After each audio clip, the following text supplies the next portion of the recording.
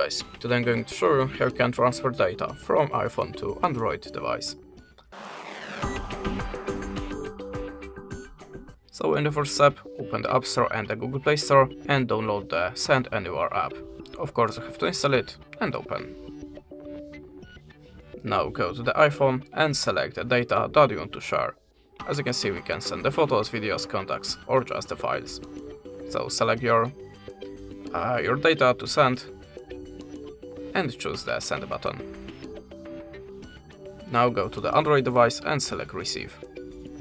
Type the number from the iPhone. Now choose receive. As you can see, transfer process starts automatically, and this is the way how you can share the files between Android and iPhone device. That's it. Thanks for watching. Leave us a like, recommend, and goodbye.